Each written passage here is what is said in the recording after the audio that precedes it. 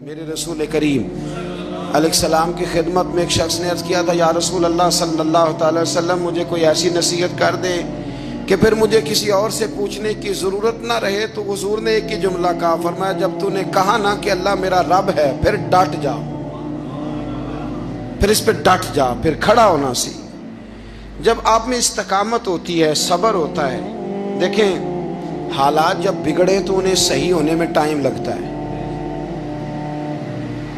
کہ فوراً ٹھیک ہو جاتے ہیں۔ آپ بیمار ہو گئے، تکلیف ہوئی، کوئی آپ کو بیماری لگ گئی، آپ ڈاکٹر صاحب کے پاس گئے، انہوں نے آپ کو دیکھا، ٹریٹمنٹ کی، پھر دوائیاں لکھیں، پھر انہوں نے آپ کو کہا کہ آپ کو 1 ہفتہ یا 1.5 ہفتہ دوائی کھانی ہے، یہ ایک شربت کی شیشی ہے، یہ ایک بوتل ہے، یہ ایک سیرپ ہے، 1 چمچ صبح 1 شام، اور پورا ہفتہ آپ نے استعمال کرنا ہے۔ اب آپ تو کہہ رہے تھے کہ میں نے ابھی ٹھیک ہونا ہے گھنٹے کے بعد، تو سارا نہ پی لوں، سیرپ سارا نہ پی لوں ابھی، اور 1.5 ہفتے کی دوائی ابھی نہ کھا لوں، تھوڑی تھوڑی کر کے بھی تو کھانی ہے نا، ساری کٹھی نہ کھا لوں، ہو جائیں گے ٹھیک؟ کیا خیال ہے آپ کا؟ نہیں ہوں گے۔ کیوں؟ اس لیے کہ جس ترتیب سے ڈاکٹر نے آپ کو بتلایا ہے، آپ کا وجود اسی ترتیب سے اسے قبول کرے گا۔ آپ کا جو وہ مرض ہے وہ اسی ترتیب سے بہتر ہوگا جس ترتیب سے ڈاکٹر نے، طبیب نے، حکیم نے آپ کو بتلایا ہے، اسی مرتب ترتیب سے آپ نے اس کو دوا کو استعمال کرنا ہے، تو اسی ترتیب سے وہ سارے معاملات ٹھیک ہوں گے۔ اب آپ کا تو منشا تھا کہ میں نے سویرے فوراً اٹھنا ہے اور میں نے دوا کھانی ہے تو میں نے فٹافٹ ٹھیک ہو جانا ہے، تو بھئی یہ آپ کی منشا تو ہے، لیکن حکمت کا تقاضا یہ نہیں ہے۔ حکمت کا تقاضا یہ ہے کہ آپ کو 1 گولی کھانی ہے، 1 چمچ سیرپ کا پینا ہے، آپ کو مناسب پرہیز کرنا ہے، اس کے بعد جا کے آپ کی طبیعت ٹھیک ہوگی۔ لیکن اگر آپ کا یہ پروگرام بن گیا ہے کہ نہیں میں نے تو شام کو ہی ٹھیک ہونا ہے، تو یہ ممکن نہیں ہے۔ اس کے لیے آپ کو ذہنی طور پر تیار ہونا چاہیے، آپ کو سمجھنا چاہیے کہ بہت ساری چیزیں ایسی ہوتی ہیں جنہیں وقت دینا پڑتا ہے، بہت سارے حالات ایسے ہوتے ہیں جنہیں ٹائم دینا پڑتا ہے، وہ اپنے وقت پر جا کے چیزیں درست ہو جاتی ہیں۔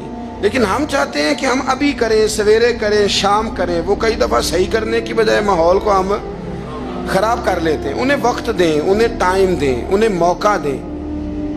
میرے رسول کریم صلی اللہ تعالیٰ علیہ وآلہ وسلم ہجرت سے چند دن پہلے نہ خانہ کعبہ کو اندر سے دیکھنے کا دل کیا میرے نبی پاک کا، کیا مجھے مکہ چھوڑ کے مدینہ طیبہ جانا ہے تو میں ذرا کعبہ معظمہ کے اندر سے زیارت کر لوں۔ عثمان بن طلحہ ایک شخص تھا جو کلید بردار تھا، جس کے پاس خانہ کعبہ کی چابی ہوتی تھی۔ حضور صلی اللہ تعالیٰ علیہ وسلم نے اس سے کہا کہ بھائی چابی ذرا دے دو، میں خانہ کعبہ کے اندر سے زیارت کرنا چاہتا ہوں۔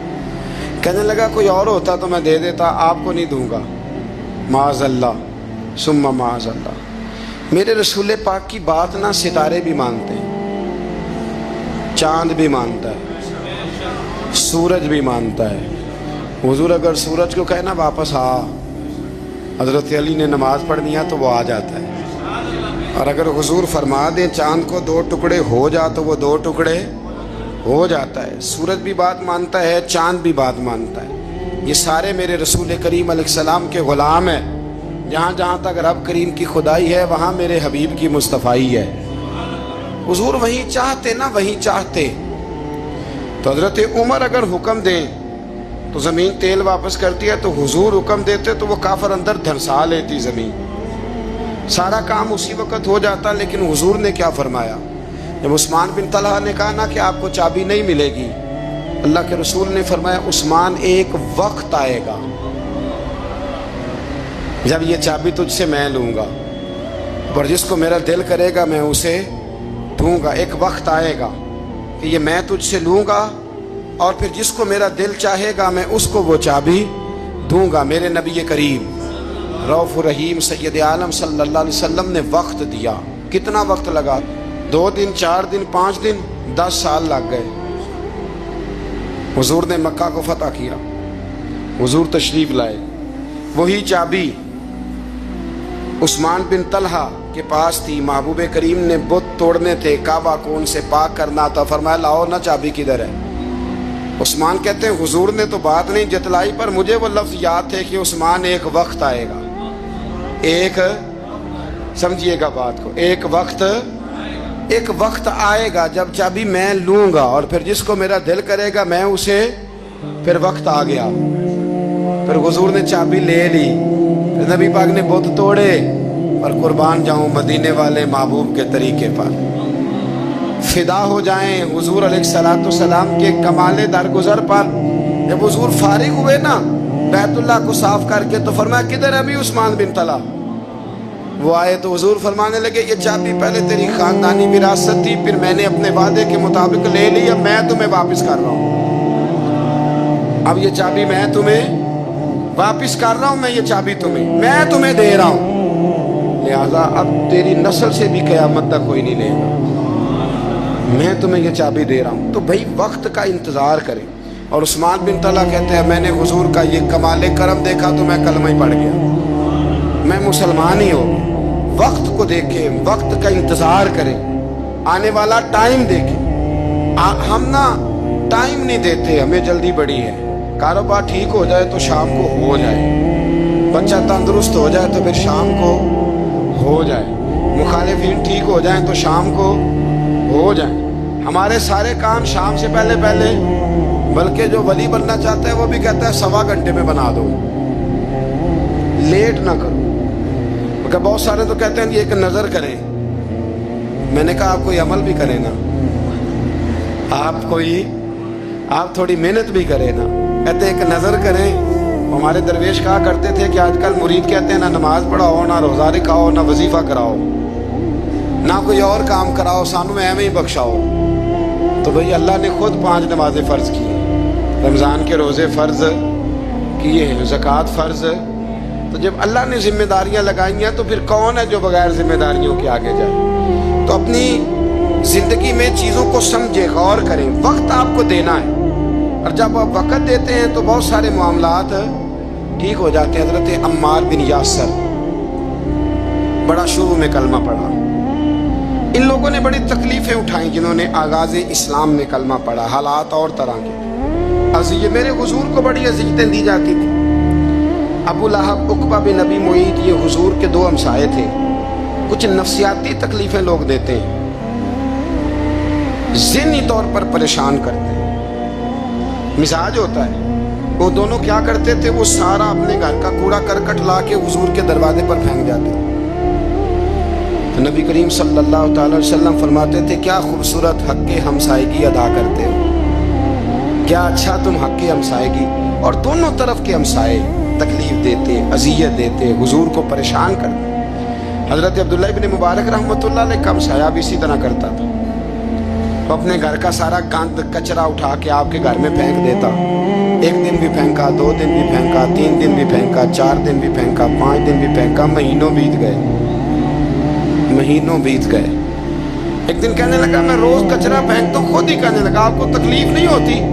آپ فرمانے لگے میں نے ایک برتن رکھ دیا ہے، ایک جھاڑو رکھ دیا ہے، جب تو کچرا پھینکتا ہے تو میں اٹھا کے باہر پھینک آتا ہوں، اب تو بند نہ کرنا، اس لیے کہ مجھے عادت ہو گئی ہے، اب میں نے اپنے ٹائم میں سے نا ٹائم اس کچرے کو دینا شروع کر دیا ہے، اب تو بند نہ کرنا، اس لیے کہ مجھے اب اس بات کی عادت ہو گئی، اب میں روز اٹھاتا ہوں اور اٹھا کے ذرا باہر پھینک آتا ہوں، میں عادی ہو گیا ہوں تیری اذیت کا، اب میں تیری تکلیف کا۔ آپ میں سے بہت سارے لوگ شہروں کے رہنے والے ہیں، ہمارے دیہاتوں میں یہ ہوتا تھا کہ کسی بوڑھے بابے کو نا بچے چھیڑتے تھے، کبھی کبھی غلط کرتے تھے، ایسا کرنا نہیں چاہیے، لیکن بزرگ کو چھیڑتے تھے، تنگ کرتے تھے۔ کبھی وہ بچے نہ چھیڑتے تھے تو بزرگ خود کہتے تھے کہاں مر گئے آج سارے۔ اصل میں وہ پیار ہوتا تھا، وہ پیار لگ جاتا تھا، بتاتے نہیں تھے، لیکن علاقے کے بچوں کے ساتھ نا وہ غصہ ہوتا تھا، وہ چھیڑتے تھے۔ لیکن نا کئی دفعہ کوئی بندہ دشمنی کرتا ہے تو بندے کو اللہ کے قریب کر دیتا ہے، سجدے کا ذوق بڑھ جاتا ہے، عبادت کا مزاج بڑھ جاتا ہے، انسان کی طبیعت کے اندر خاص قرب آتا ہے۔ حضرت عمار بن یاسر رضی اللہ تعالیٰ عنہ فرماتے ہیں کہ بڑی تکلیف دیتے۔ حضرت عمار بن یاسر رضی اللہ تعالیٰ عنہ کی جو والدہ ہیں وہ اسلام کی پہلی شہیدہ ہیں، حضرت سمیہ ان کا نام تھا، اسلام کی پہلی شہیدہ۔ ان کے زیر ناف ابو جال نے نیزہ مار کے انہیں شہید کر دیا۔ حضرت عمار بن یاسر رضی اللہ تعالیٰ عنہ فرماتے ہیں کہ میرے والد کو اتنی تکلیفیں دی گئیں کہ وہ ان اذیتوں کی وجہ سے دنیا سے پردہ کر گئے۔ حضرت عمار بن یاسر کو خود کافر اتنا مارتے تھے کہ وہ اپنی حواس کھو بیٹھتے تھے اور ایسی باتیں کرتے تھے کہ سمجھ نہیں آتی تھی کہ یہ عمار بن یاسر بول رہے ہیں۔ اتنی سخت اذیت دیتے، اتنی سخت۔ دکھ قبول محمد بخشا، راضی رہن پیارے، دکھ قبول محمد بخشا، بس راضی رہن۔ اتنی تکلیف دیتے کہ حضرت عمار بن یاسر حواس کھو بیٹھتے، تکلیف میں آتے، بڑا سہا، بڑا برداشت کیا۔ ایک دن میرے رسول پاک تشریف لائے اور حضور نے کہا او آل یاسر میں تمہیں مبارک دینے آیا ہوں، رب کریم نے تمہارے لیے جنت میں مکان بنا دیے ہیں۔ حضور نے تمہارے لیے، اللہ نے تمہارے لیے جنت میں مکانات، تمہیں مبارک ہو، تمہاری اذیتیں، تمہاری تکلیفیں، تمہارے درد، تمہاری راتیں کام آ گئیں۔ مالک نے تمہارے لیے مکانات بنا دیے ہیں، حالات ٹھیک کر دیے ہیں، طبیعتوں میں بہتری آ گئی ہے۔ میرے محبوب کریم رؤوف الرحیم سید عالم نور مجسم شفیع معظم آقا دو عالم صلی اللہ تعالیٰ علیہ وسلم نے انہیں خوشخبری سنا دی۔ حضرت عمار کہتے ہیں پھر حالات بدلے، پھر میں نے جو مجھے اذیتیں دینے والے تھے میں نے انہیں گڑھوں میں گرتے دیکھا۔ آپ فرماتے ہیں ابو جہل کی لاش اٹھانے والا بھی بدر میں کوئی موجود نہ تھا، اور ابو لہب جو مجھے تکلیفیں دیتا تھا وہ مکے کے چوک میں مرا ہوا پڑا تھا، پر کوئی اس کے قریب جانے والا بھی موجود نہ تھا، کوئی نہیں تھا۔ آپ فرماتے ہیں وہ حالات بھی۔ حضرت عمار کا اپنا کیا حال ہوا؟ حضرت خالد بن ولید رضی اللہ تعالیٰ عنہ بڑے بہادر ہیں۔ حضور نے فرمایا یہ اللہ کی تلوار ہے، یہ اللہ کی، بڑے بہادر تھے، بڑے شیر دل تھے۔ فرماتے ہیں کبھی معذرت نہیں کرنی پڑی، کبھی جھکنا نہیں پڑا، کبھی کسی کی منت نہیں کی۔ اللہ نے طاقت اتنی عطا فرمائی تھی، ہمت، حوصلہ، صبر، استقامت اتنا دیا، کبھی کسی جگہ پشت نہیں لگی۔ لیکن فرماتے ہیں کسی وجہ سے نا ایک دن میرا عمار بن یاسر کے ساتھ کسی بات پہ اختلاف رائے ہو گیا، جھگڑا ہو گیا۔ توجہ ہے میری بات پر؟ فرماتے ہیں جھگڑا ہو گیا۔ ہمارا پتہ حال کیا ہے؟ ہمارا یہ حال ہوتا ہے کہ ہمارا جھگڑا ہو جائے تو خیر ہے، لیکن اگر پڑوسی کے بچے لڑ پڑے تو ہم کہتے ہیں اس کی روزی پاک نہیں، اس کی تربیت ٹھیک نہیں۔ ہمارا بھائیوں سے رٹا ہو جائے تو معاملہ اور ہے، کسی کا ہو جائے تو معاملہ اور ہے۔ میں بیمار ہو جاؤں تو آزمائش ہے، اور سامنے والا بیمار ہو جائے تو سزا ہے۔ پھر کیا ہے؟ بلکہ پنجابی کہنے نے کیتیاں نو پھڑیا ہے، یہی کہہ دیتے۔ اور میں بیمار ہو جاؤں تو آزمائش آ گئی اللہ کی طرف سے۔ ایسا نہ کریں۔ ہمارا فتویٰ اپنے حق میں اور ہوتا ہے، سامنے والے کے معاملے میں اور ہوتا ہے۔ حضرت عمار بن یاسر کی بات کر رہا تھا۔ جناب عمار بن یاسر رضی اللہ تعالی عنہ، حضرت عمار بن یاسر کہتے ہیں کہ حضرت خالد بن ولید کے ساتھ، جناب خالد بن ولید کہتے ہیں میری ان کے ساتھ نہ کسی بات میں اختلاف رائے ہو گیا، تو میں اب دلیر آدمی تھا، شیر آدمی تھا، کبھی جھکا نہیں تھا، کبھی کوئی معاملہ نہیں ہوا تھا، کبھی کوئی ایسی بات نہیں ہوئی تھی۔ آپ فرماتے ہیں جب رائے کا اختلاف ہو گیا نا، بات ذرا آگے بڑھ گئی تو نبی کریم صلی اللہ علیہ وسلم تک بات پہنچی، تو میرا یہ خیال تھا کہ حضور میری بھی سنیں گے، عمار بن یاسر کی بھی سنیں گے، پھر حضور کوئی فیصلہ کریں گے، پر قربان جاؤں وقت بدل گیا ہے نا۔ اب بہت بڑے چودھری ہیں، بڑے سردار ہیں، بڑے سپہ سالار ہیں حضرت خالد بن ولید، پر وقت بدل گیا۔ تو حضرت خالد بن ولید کہتے ہیں جب میں نے نبی کریم کی بارگاہ میں بات عرض کی، حضور تک بات پہنچی، تو میرے مصطفیٰ نے موٹی سی بات ارشاد فرمائی۔ رسول کریم فرمانے لگے بھئی بات مختصر سی ہے، جس نے عمار کو راضی کر لیا اس نے مجھے راضی کر لیا، اور جس نے اسے ناراض کیا اس نے مجھے ناراض کیا۔ فرماتے ہیں بس میری قیمت پڑ گئی، میرا قد اونچا ہو گیا۔ حضرت خالد بن ولید کہتے ہیں میں نے بھی کہا اب بات کیا کرنی ہے، اب تو گزارش ہی کرنی ہے، اب مدعا کیا سنانا ہے، اب تو بات کرنی ہے۔ فرماتے میں آگے بڑھا، اور جیسے بھی ہوا میں نے حضرت عمار بن یاسر کو راضی کیا۔ حضرت عمار کہتے ہیں ایک وقت وہ تھا اور ایک وقت یہ ہے، جب دونوں وقتوں کو دیکھتا ہوں تو کہتا ہوں الحمدللہ رب العالمین، یہ ساری تعریفیں اس رب کے لیے ہیں جو تمام جہانوں کو پالنے والا. وقت دیں معاملات کو, ٹائم دیں. آپ دیکھیں اللہ تبارک و تعالیٰ بڑا کریم ہے. وقت کے ساتھ جب چیزیں تبدیل ہوتی ہیں اپنے ٹائم کے. حضرت بلال حبشی رضی اللہ تعالی, بڑا مشکل نہیں, اکیلا آدمی, غریب آدمی, مکے کے سارے سرداروں کے قابو آ گیا. حضرت حسان میں نے خود اپنی آنکھوں سے دیکھا, حضرت بلال کے گلے میں رسی ڈال کے بچے کھینچا کرتے تھے. یار خاصا مشکل کام نہیں. امیہ بن خلف ڈنڈوں سے مارتا ہے, آپ کے ہاتھ اور پیر چارپائی کے نیچے رکھ کے تو اوپر بیٹھے رہتے بڑی بڑی دیر. بڑی تکلیف نہیں, بڑی اذیت نہیں. لیکن حضرت بلال حبشی فرماتے ہیں پھر میں نے وہ سارے دکھ مٹتے دیکھے. وقت بیت گیا. وہی امیہ بن خلف ایک دن گھوڑے پہ تھا, گھوڑے اپنے کو تیار کر رہا تھا, لگام ڈال رہا تھا. حضور علیہ السلام گزرے تو فرمایا کیا کر رہے ہو؟ کہنے لگے اس گھوڑے پر بیٹھ کے آپ کو شہید کروں گا. تو حضور فرمانے لگے تیاری کر لے, تجھے قتل میں نہیں کرنا ہے. پھر جنگ کے موقع پہ نا ہلکی سی خراش لگائی رسول پاک نے اسے, یہاں گلے پہ. تڑپتا تھا, روتا تھا, سسکتا تھا. لوگ کہتے تھے امیہ کیا ہو گیا, اتنا سیانہ بندہ یہ کیا کرتا ہے؟ تو کہنے لگا تمہیں پتہ نہیں مجھے تکلیف کتنی ہے. ضرب تو چھوٹی ہے پر تمہیں پتہ نہیں لگائی کس نے ہے تو چھوٹی پر تمہیں خبر نہیں کہ لگائی کس نے ہے, کس نے یہ ضرب لگا دی ہے. پھر تڑپ کر سسک کر مرا.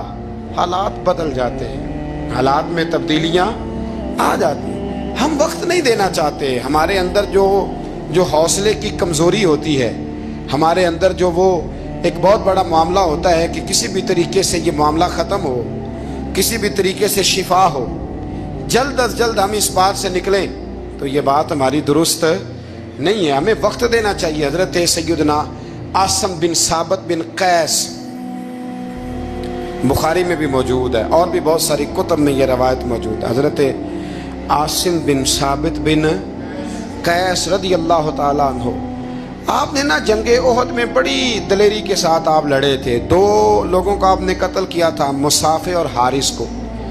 ان کی والدہ سلافہ بنت سعد, سلافہ بنت سعد بڑی مالدار عورت تھی, بڑی تیز تھی.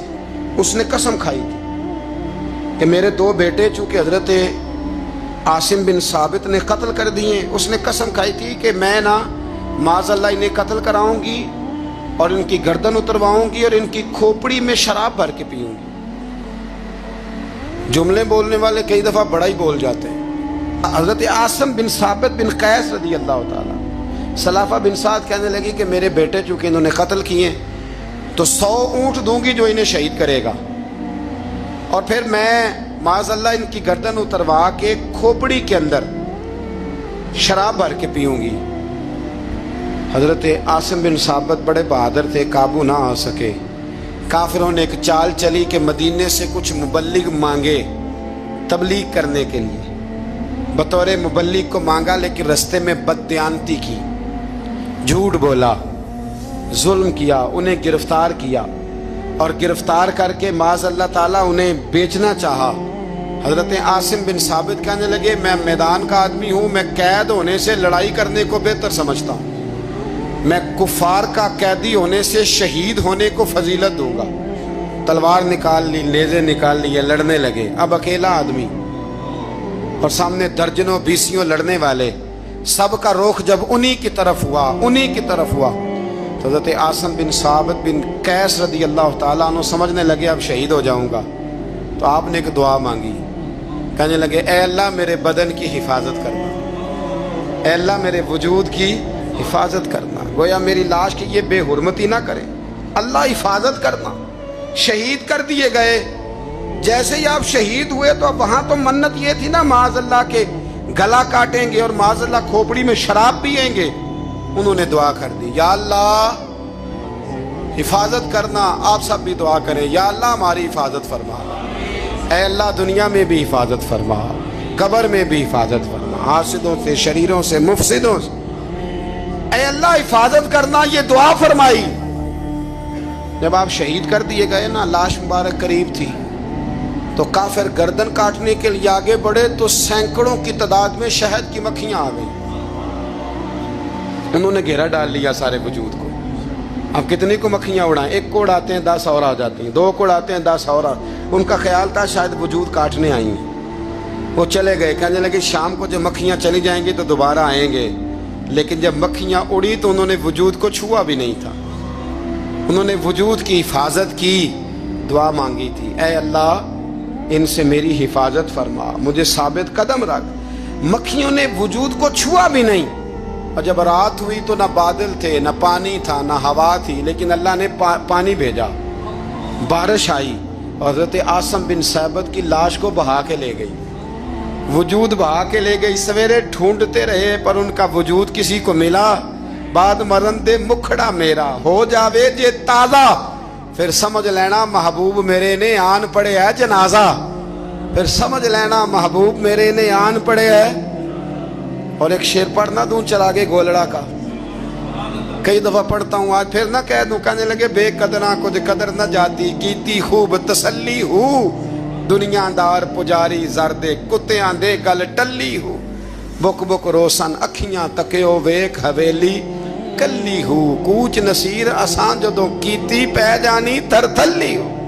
تو یاد رکھ میرے بھائی، جب آپ ثابت قدم، حضرت خباب رضی اللہ تعالی عنہ، بخاری میں ذکر ہے، کتب حدیث میں، کتب سیرت میں ذکر، حضرت خباب رضی اللہ تعالی عنہ نے اس وقت کلمہ پڑھا جب ابھی 5 لوگ کلمہ پڑھتے تھے، کل بندے السابقون الاولون۔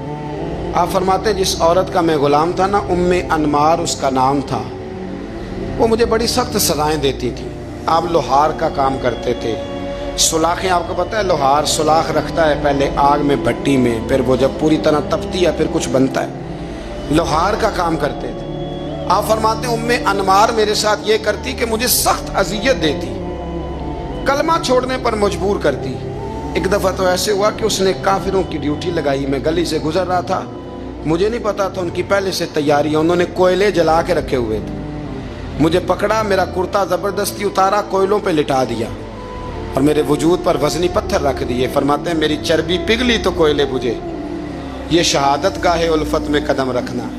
لوگ آسان سمجھتے ہیں مسلمان ہونا، زخم پہ زخم کھا کے جی، خون جگر کے گھونٹ پی، آہ نہ کر لبوں کو سی، یہ عشق ہے کوئی دل لگی نہیں، اس میں بڑی برداشت کرنی پڑتی ہے۔ آپ فرماتے ہیں کہ حضور علیہ السلام نہ خانہ کعبہ کی دیوار کے ساتھ ٹیک لگائے بیٹھے تھے، میں ایک دن حاضر، مجھے بڑی تکلیف دیتے تھے، کہتے ہیں جب میں کام کر رہا ہوتا تھا تو میری مالکن آتی تو وہ نکال کے نا سلاخ تو میرے سر پہ رکھ دیتی، میرا سارا وجود زخمی تھا۔ حضور خانہ کعبہ کی دیوار سے ٹیک لگائے بیٹھے تھے، میں حاضر ہوا تو محبوب کریم بھی اٹھے، تو حضور علیہ السلام سے میں نے عرض کی حضور دیکھیں مجھے کتنی تکلیف دی جاتی، تو ابھی فرمانے لگے بس اتنی، بس اتنی؟ فرمایا تم سے پہلے لوگوں کے سروں پر آرے رکھ کے 2 حصوں میں چیر دیا جاتا تھا، لوہے کی کنگھیوں سے ان کے وجود ادھیڑ دیے جاتے تھے، پر وہ سی نہیں کرتے تھے، اف نہیں کرتے تھے، میں خبردار بس اتنی۔ اور پھر میرے حضور نے ہاتھ اٹھائے، کہا اے اللہ خباب کی مدد فرما، اے اللہ خباب کی، اتنے لفظ ادا کی۔ حضرت خباب کہتے ہیں پھر میں نے وقت کو وقت دیا، پھر میں نے حالات کو وقت دیا، پھر میں نے اپنے محبوب کی دعا کو قبول ہوتے دیکھا۔ فرماتے ہیں وہ میری مالکن جو مجھے تکلیف دیتی تھی، اذیت دیتی تھی، پر اس کا حال یہ تھا کہ اس کے سر میں درد اٹھا، اور جس طرح کتا چیختا ہے جب اسے مارا جاتا ہے تو وہ چلاتا ہے، اس طرح وہ آوازیں نکالتی۔ پھر وہ بہت بڑے طبیب کے پاس گئی تو اسے کسی نے کہا کہ لوہے کی سلاخوں سے اپنے سر کو دگوایا کر، داغ دیا کر، اسے جلایا کر جگہ جگہ سے تاکہ تیرے اندر کا درد ختم ہو۔ تو آپ فرماتے ہیں پھر لوگوں میں نے صبر اور استقامت کا رزلٹ دیکھا کہ وہ جو مجھے بطور سزا میرے سر پہ سلاخیں رکھتی تھی، پھر وہ بطور دوائی منگانے لگی، میں سلاخ گرم کر کے لاتا اس کے سر پہ رکھتا، فرماتے ہیں پھر اسے سکون ہوتا، پھر وہ تڑپتی، اور چونکہ مجھے تو وقت یاد تھا نا، کہتے ہیں لیکن میں مصطفیٰ کریم کا کلمہ پڑھتا تھا، میں نے کبھی دوبارہ پلٹ کر اسے یہ بات یاد نہ کریں. آپ وقت دیں, ماحول کو ٹائم دیں. آپ دیکھیں, ہاں یہ ضرور دیکھ لیں کہ آپ کے ضمیر کے اندر کوئی ایسی بات تو نہیں, کوئی ایسا معاملہ تو نہیں کہ جہاں آپ غلط ہیں. اور اگر ایسا نہیں پھر آپ وقت دیں آنے والے اسباب کو. ہم نہ بڑی جلدی ہے, ہمیں دعا کرائی ہے تو آج شام تک مسئلہ ٹھیک ہونا چاہیے, دعائی کھائی ہے تو طبیعت شام تک ٹھیک ہونی چاہیے. اگر ہم راہ حق کے مسافر ہیں تو شام کو ہمیں قرب الہی مل چکا ہو, حضور کی بارگاہ کے ہم حضوری ہو چکے ہیں. ایسا نہیں ہے. آپ وقت دیں, سفر کو جاری رکھیں, تسلسل کے ساتھ سفر کریں. سفر کے لیے جتنے اسباب کی ضرورت ہے وہ سارے اکٹھے کریں, محنت پوری کریں, جد و جہد پوری کریں, ہمت پوری کریں, لیکن پھر نتیجہ اپنے رب کریم پہ چھوڑ دیں. پھر رزلٹ اپنے اللہ. کئی دفعہ ہماری چاہت اور ہوتی ہے, اللہ کی حکمت اور ہو, تو اللہ کی حکمتوں پر بہت ساری چیزوں کو چھوڑے. یہ کامل مومن کی نشانیاں قرآن مجید سورہ انفال میں بیان. ہم نہ بعض ایسی چیزوں کا آہستہ آہستہ شکار ہوتے جا رہے ہیں جن میں ہمیں انتہائی زیادہ سمجھداری کی ضرورت ہے, معاملہ فہمی کی ضرورت. بندہ مومن کیا ہوتا ہے, اس کی علامتیں ہوتی ہیں, اس کی شانیں ہوتی ہیں. مومن کا ایک اپنا وقار ہوتا ہے, اس کی اپنی ایک الگ وزاداری ہوتی ہے, اس کا ایک اپنا اللہ تبارک و تعالیٰ نے سٹیٹس بنایا ہوتا ہے. ہمیں اپنا معیار قائم کرنا چاہیے, اور معیار وہ قلب سے قائم ہوگا, وہ روح سے قائم ہوگا, وہ باطن سے قائم ہوگا. بندہ مومن کا مقام سب سے پہلے اسے خود پتا ہونا چاہیے کہ میرا توکل کتنا مضبوط ہے. اسے خود پتا ہونا چاہیے. مجھے نہیں پتا آپ میں سے فجر کس نے پڑھی ہے, مجھے تو اپنا پتا ہے. یہ ہمیں خود پتا ہونا چاہیے کہ ہمارا معیار کیا ہے نماز کے معاملے. میں نہیں جانتا آپ کی جیبوں میں کتنا ہے اور آپ کتنا اللہ کی راہ میں خرچ کرتے. یہ بندے کا رب سے رشتہ ہے, یہ آپ جانے, آپ کا خدا جانے, میں جانوں, میرا رب جانے. اللہ کی ذات پر بھروسہ کتنا ہے, یہ لوگوں سے نہ پوچھتے پھرے, لوگوں کو نہ بتاتے پھرے. یہ تو دل کا معاملہ, اپنے آپ سے پوچھیں, اپنے آپ کو خود اپنے سامنے کھڑا کریں, اپنا حساب خود کریں, اپنے سے کبھی کبھی سوال و جواب کریں, اپنے سے گفتگو کریں. پر کیا کریں, ہم ساری زندگی اپنا دنیاوی معیار ہی ٹھیک کرتے رہے, اپنے پیسوں کا حساب ہی لگاتے رہے, گھر, مکان, گاڑی, سٹیٹس, آنا جانا, سلام دعا کتنی ہے. یہ ساری چیزیں جن لوگوں کی مضبوط ہیں, نیند ان کی کچی ہے. دنیاوی سٹیٹس جتنا لوگوں کا مضبوط ہے, سوچیں ان کی ٹوٹی ہوئی ہے, نظریات بکھرے ہوئے ہیں, لفظوں اور جملوں میں کمزوری ہے, باتیں جو ہیں وہ محسوس ہوتا ہے کہ ابھی تک یہ بندہ اطمینان ہی نہیں حاصل کر سکا زندگی میں, ابھی تک کوئی گفتگو پکی نہیں, کسی بات میں وزن نہیں, کسی جگہ ٹھہراؤ نہیں. کب ہوگا؟ رب کہتا ہے پہلے اپنے دل سے پوچھ. یہ ادھر ادھر کی باتوں سے جو ڈرتا ہے, یہ رب سے کتنا ڈرتا ہے. پتہ ہے نبی پاک علیہ السلام کے صحابہ کا سٹیٹس کیا تھا, معیار کیا تھا رب سے ڈرنے کا؟ دو چیزیں ایمان کو مضبوط کرتی ہیں, ایک رب سے ڈرنا, ایک اس کی رحمت کی امید رکھنا. اللہ تعالیٰ کی رحمت کی امید بھی رج کے رکھنی ہے, اور اس سے ڈرنا ہے تو پھر بھی ذرا صحیح کر کے ڈرنا ہے, کچا پکا نہیں ڈرنا. ڈرنے کی کہانی نہیں بنانی کہ ہو جی اللہ سے ڈر لگتا ہے, وہ ڈرنا ہے. اس ڈرنے سے مطلب ہو کہ اعمال سنورے, اخلاق کردار کے معاملے میں انسان مضبوط ہو جائے, دیانتدار ہو جائے, سچائی والا ہو جائے, صبر و تحمل والا ہو جائے. امید بھی رج کے رکھنی ہے, ڈرنا بھی رج کے ہے. دعا کرتا ہوں اللہ کے حضور اللہ ہمیں سمجھنے کی توفیق عطا فرمائے. آخر دعوانا الحمدللہ.